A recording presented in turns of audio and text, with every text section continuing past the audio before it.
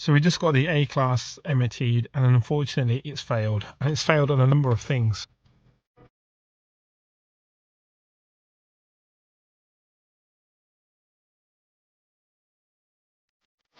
So let's just go through what it's failed on.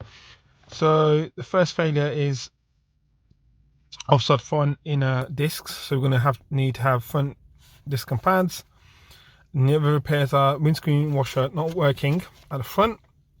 I think it's because the A-Class has been sitting around for a little while. It might just be blocked, so I'll get my mechanic to check that.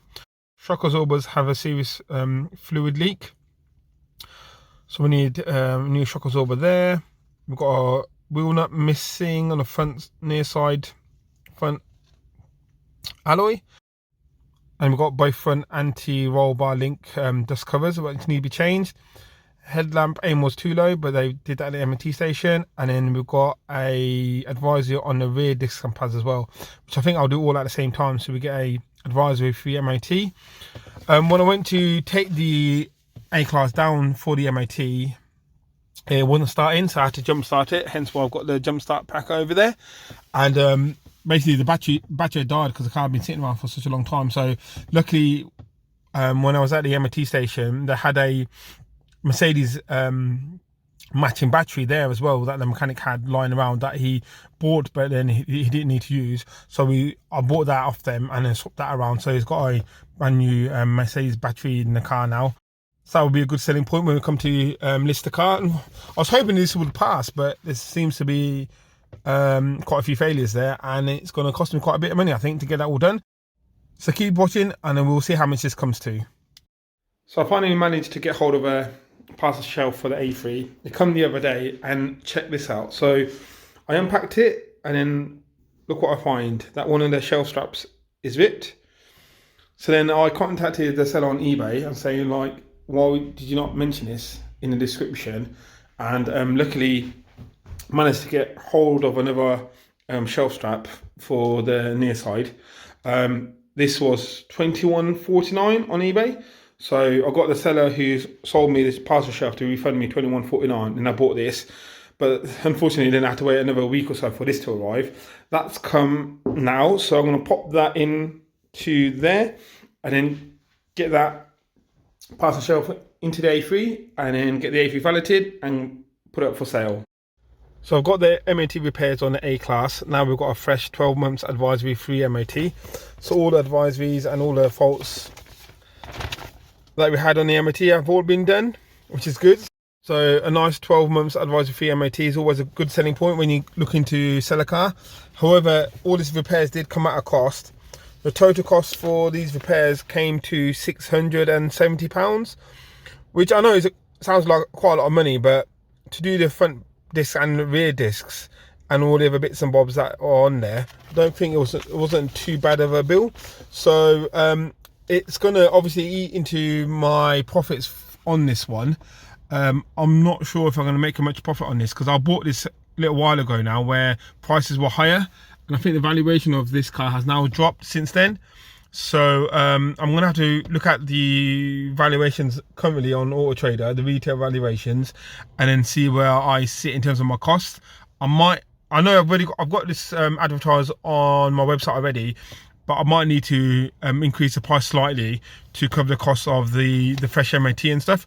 What do you guys think? Do you think that's a fair thing to do, to up the price, taking into consideration I'd have spent £670 doing the MOT repairs and then £100 on the battery as well? So that's like £700–800. Do you think that's fair for me to do, to increase the price on slightly on the advertised price on the car, to take into consideration the repair work? Let me know in the comments down below. We've also had an inquiry and a viewing booked for tomorrow for the Vauxhall Viva that we have in stock. So I'm just going to go and take that out for a little drive because that's been sitting around for a little while now.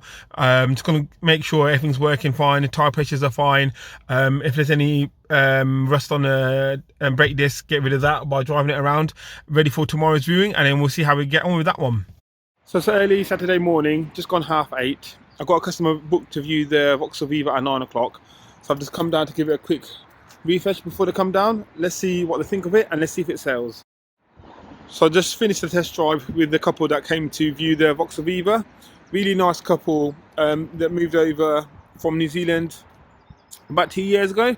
They both drove the car. They seem to really like it.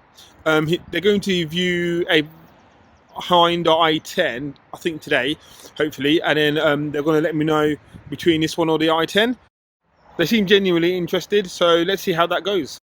So the couple who viewed the Vauxhall Viva got back to me. They actually went to view a Kia Picanto, not a Hyundai i10.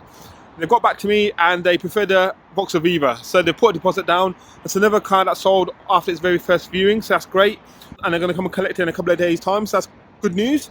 We had another Facebook inquiry on Audi A3.